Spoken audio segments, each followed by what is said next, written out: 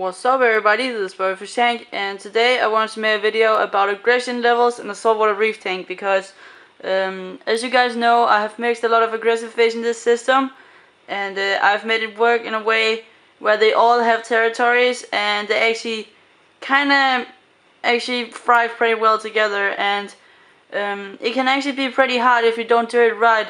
And a lot of people actually have problems with, mixing aggressive fish and that they will kill each other because of territory and things like that. And in this video, I basically want to talk about how basically the first thing is the size of the tank, why that matters and things like that. Then there's the aquascape. I'll also discuss a little bit why that is very important. Then I will also discuss a little bit about the fish that you actually can mix together and which fish you just never can mix together. This is actually pretty weird to say because yes, there are some fish that simply just can't go together because one of them is a predator and he'll basically eat the other fish, and some will basically think that they're the same species of fish and they'll basically kill each other because of territory. And that is the first thing you guys gotta know. For example, you can't mix two dottybacks together. It's actually really hard to also breed dottybacks, because dottybacks are hermaphrodites, so they can actually change their gender depending on, its aggression level and things like that. And if it doesn't have any mates, it will basically just be a male. If it does, it might be a female. It basically depends on the size and whatever.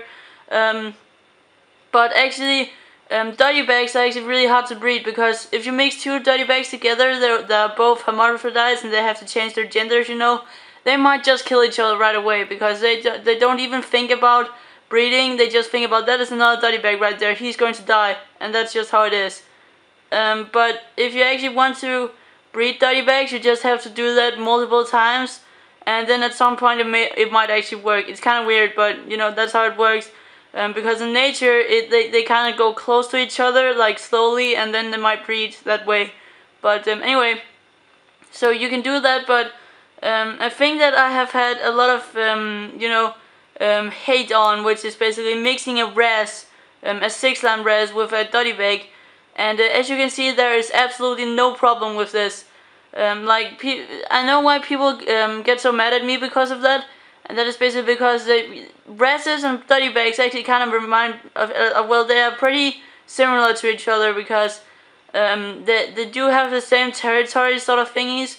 But they swim the same way. They hunt for prey the same way, and they're pretty similar to each other, and they just look like each other. And wrasses are like dottybags. If there's another wrasse, they're basically going to kill them. If there's another species, or well, the same species of wrasse as them, he's basically going to kill them. I actually think you can mix two different species of wrasses together without any problems, but else you should basically just keep away from mixing wrasses. So in this system, they don't really hunt each other. Of course, they sometimes just nip at each other and things like that, and like you just saw before. But that is basically just how it is in an aggressive tank. Your fish are going to be, you should get fish that are very hardy, because if they can't tolerate the fact that they're going to get nipped, they're going to die. And typically aggressive fish can actually tolerate that because they're more hardy.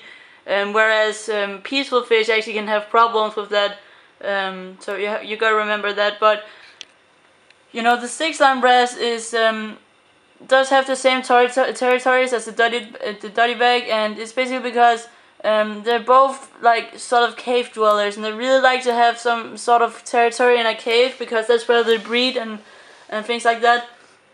My dottybag has his territory in that cave right there. He loves that cave. I don't know why, but he has always loved that cave. And then there's a little tunnel that goes through here, right underneath the frog spawn where he actually usually sleeps.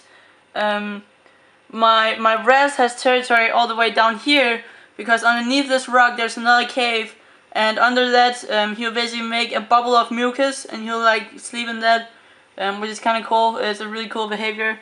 He also keeps himself more at the higher parts of the tank, that's up here, so he has this territory and a little bit of the territory in the back right here. So now we have figured out, alright, these fish have developed their territories, you gotta find out what, you should add your aggressive fish slowly. That's another thing. Add one fish at a time. Find out what territory they have. Like, look at them. Where do they swim around? The places that they constantly patrol is typically where they have their territory. So my wrasse has territory right here and here, and my dottyback has territory up here. So we gotta figure out. All right, now we got a good sized tank right here. We got a 20-gallon tank. Oh, well, that's not a very good size, but so there isn't really room for a lot of territory. So we gotta figure out, is there any fish that don't need that much territory? So the first thing I thought was clarkii clownfish, and the clarkii clownfish basically seems to stay at their anemone or their coral.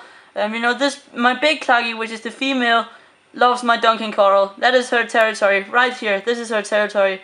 The small one, the small clarkii, he's swimming back there. His territory is right here, which is the finger liller, and he keeps himself at that. So now I know there are also fish that have territory here and here. So we got 4 different territories. So let's see how that goes, and we'll basically watch them with a close eye every single day. See, do they chase each other? How do they chase each other? Do they kill each other? Do they fight for food? If they don't do that, you probably have done something right. So if they don't fight for food, they kind of swim between each other, they can go close to each other, you have done something right.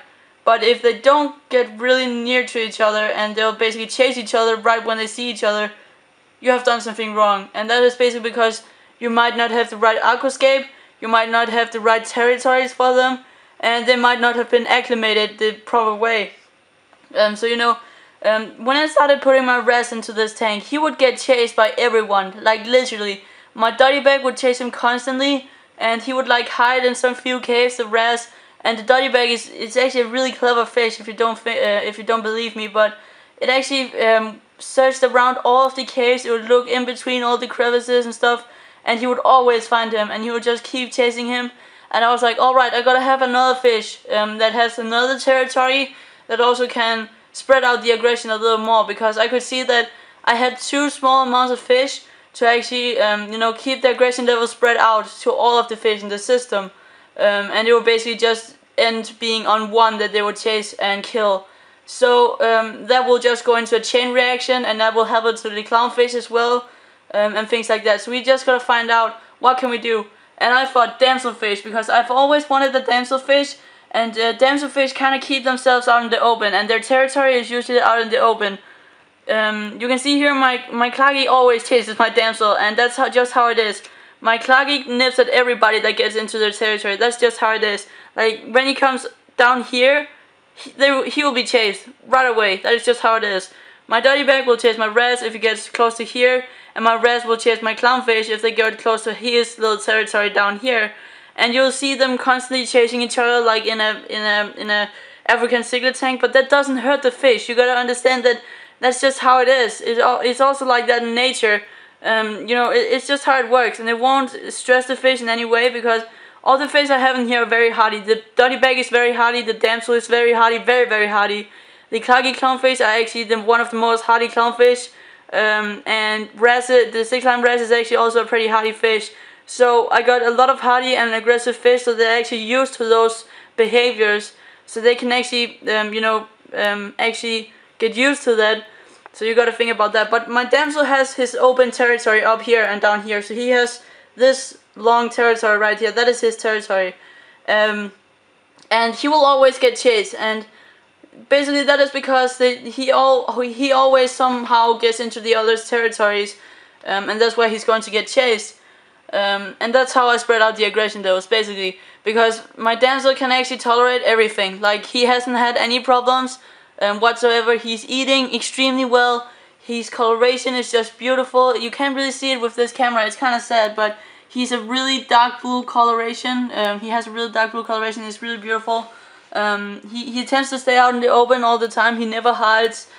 He sometimes gets chased, but that's how it is. So I hope you guys got a little bit of help from this video, and I hope you guys got some new ideas for some aggressive, semi-aggressive reef tanks, because it's actually really cool. I really like aggressive fish. But yeah, I hope this video really helped you guys, and I hope you enjoyed it. So yeah, see you guys in another video.